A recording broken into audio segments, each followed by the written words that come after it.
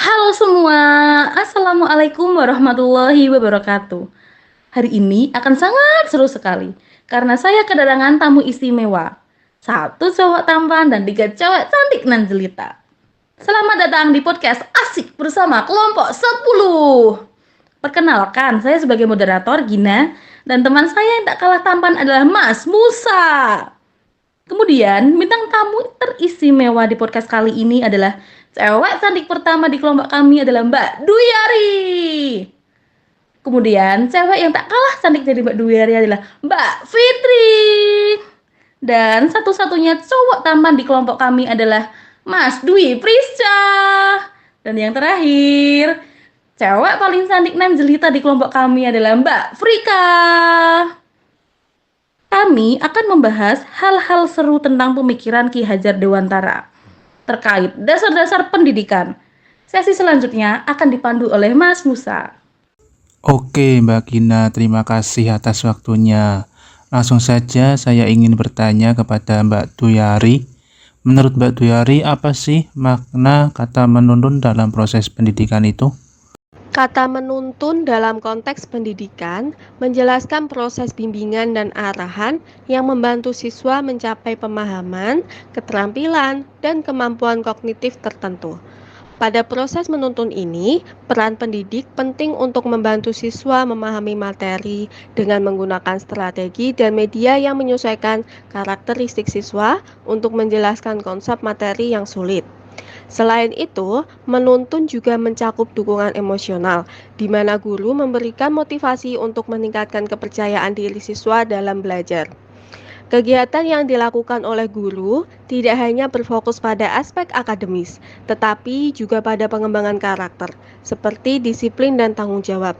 Selain itu, guru juga menuntun dalam membantu siswa mengetahui cara belajar yang cocok, mengembangkan keterampilan berpikir kritis, dan menemukan minat mereka sendiri.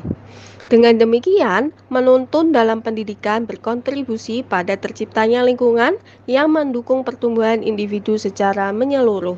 Oke, sangat jelas ya tadi penjelasan dari Mbak Duyari. Terima kasih Mbak Duyari. Untuk selanjutnya, saya mau nanya nih kepada Mbak Fitri. Menurut Mbak Fitri, bagaimana kata menuntun dimaknai dalam konteks sosial budaya, nilai-nilai luhur di daerah saudara? Apa yang dapat saudara lakukan untuk mewujudkan pendidikan dengan konteks budaya? Menurut pendapat saya, makna menuntun dalam konteks sosial budaya berarti membimbing dengan penuh kebijaksanaan dan menghormati perjalanan hidup seseorang, terutama dalam mengajarkan kearifan lokal serta nilai-nilai yang diwariskan secara turun-temurun seperti gotong royong, kepedulian, rasa hormat, dan keberlanjutan pengetahuan antar generasi. Langkah-langkah untuk mewujudkan pendidikan dalam konteks budaya, yaitu yang pertama, sebagai pendidik, saya dapat memasukkan elemen-elemen kearifan lokal dalam materi pembelajaran, seperti cerita rakyat, tradisi lisan, dan nilai-nilai budaya setempat yang mengajarkan moralitas, kebersamaan, dan etika. Yang kedua, menciptakan proses pembelajaran yang interaktif, di mana siswa diajak untuk berbagi pengalaman pribadi, nilai-nilai keluarga, ataupun pengetahuan lokal mereka. Yang ketiga, mengajak siswa untuk terlibat dalam proyek-proyek komunitas yang mempromosikan nilai-nilai sosial budaya setempat, seperti ikut serta dalam acara budaya lokal, yaitu perlombaan tari ataupun membaca cerita rakyat. Yang keempat, menciptakan keseimbangan antara menghormati tradisi dan menyiapkan siswa untuk dunia modern dengan mengintegrasikan nilai-nilai budaya dalam pendidikan. Terima kasih Mbak Fitri atas penjelasannya. Halo Mas Priska. Oke Mas, ini saya mau nanya. Menurut Mas Priska sendiri, mengapa pendidikan perlu mempertimbangkan kodrat alam dan kodrat zaman ya? Oke, terima kasih. Lalu, mengapa pendidikan perlu mempertimbangkan kodrat alam dan kodrat zaman? Jawabannya, Kodrat alam penting dalam pendidikan. Salah satunya yang pertama yaitu menghargai keunikan setiap anak. Setiap anak memiliki karakter dan potensi yang unik. Dengan mempertimbangkan kodrat alam, pendidikan lebih personal dan menghargai perbedaan individu. Dengan ini membantu anak-anak untuk merasa terima dan termotivasi untuk belajar. Yang kedua, memoles potensi alam. Pendidikan yang baik tidak memaksakan anak untuk berubah total, tetapi memoles karakter asli mereka menjadi lebih positif. Yang ketiga, pengembangan karakter. Kodrat alam berhubungan erat dengan pengembangan karakter. Dengan memperhatikan kodrat alam, pendidikan bisa membantu anak-anak mengembangkan sifat-sifat positif seperti tanggung jawab, kejujuran, dan ketekunan. Kodrat zaman juga penting dalam pendidikan. Yang pertama yaitu relevansi dengan keterampilan modern. Dunia terus berubah dan keterampilan yang dibutuhkan juga berkembang. Pendidikan harus mampu menciptakan peserta didik yang siap menghargai tentang zaman. Misalnya di era digital ini, kemampuan literasi teknologi sangat penting untuk digunakan. Yang kedua, adaptasi terhadap perubahan. Dengan memperhatikan kodrat zaman, pendidikan membantu anak-anak belajar untuk adaptif dan fleksibilitas terhadap perubahan. Ini sangat penting agar mereka bisa bertahan dan berkembang dalam sebagaimanapun situasinya. Yang ketiga, persiapan untuk masa depan.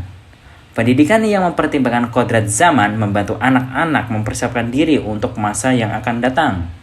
Mereka tidak hanya belajar materi pelajaran, tetapi juga mereka berlatih untuk keterampilan praktis yang dibutuhkan di dunia kerja yang terus berkembang.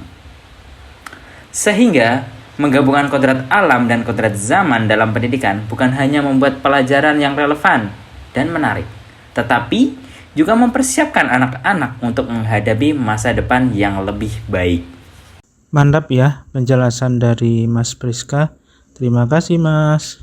Oke, yang terakhir saya mau tanya sama Mbak Frika.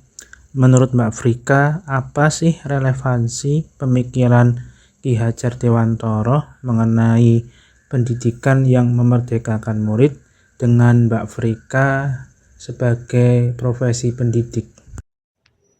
Baik, relevansi pemikiran Ki Hajar Dewantara tentang pendidikan yang memerdekakan murid sangat penting bagi saya sebagai calon pendidik, meliputi beberapa poin, antara lain, 1. Pengembangan karakter. Pendidikan harus membentuk karakter dan moral siswa dengan mengajarkan nilai-nilai budi pekerti, tanggung jawab, dan integritas agar mereka menjadi individu yang baik dan produktif. Poin kedua, kebebasan dalam belajar. Siswa harus diberi kebebasan untuk mengeksplorasi pengetahuan sesuai minat dan bakat mereka, menciptakan suasana belajar yang mendukung eksplorasi, kreativitas, dan inovasi. Selanjutnya, ada pembelajaran holistik. Pendidikan harus mengembangkan potensi siswa secara menyeluruh, termasuk aspek intelektual, sosial, dan emosional, dengan pendekatan yang holistik. Poin keempat, pendekatan humanistik. Sebagai guru, penting untuk memahami dan menghargai kebutuhan serta karakteristik setiap siswa, menciptakan hubungan yang baik dan memberikan dukungan yang tepat. Yang kelima, peran sebagai fasilitator. Sebagai pendidik, saya harus berperan sebagai fasilitator yang dapat membantu siswa belajar mandiri dan mendorong mereka untuk berkolaborasi. Poin keenam atau poin terakhir adalah menghargai budaya dan identitas. Pendidikan harus berakar pada budaya dan tradisi, sehingga siswa dapat memahami dan menghargai identitas mereka sebagai bagian dari masyarakat. Oke, itulah tadi penjelasan dari bintang tamu kita mengenai pemikiran Ki Hajar Dewantara tentang dasar-dasar pendidikan. Begitu sangat menarik ya untuk didengarkan. Semoga penjelasan-penjelasan tadi dapat bermanfaat untuk kita semua.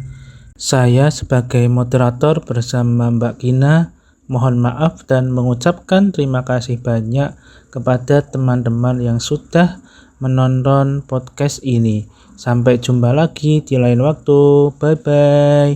Assalamualaikum warahmatullahi wabarakatuh.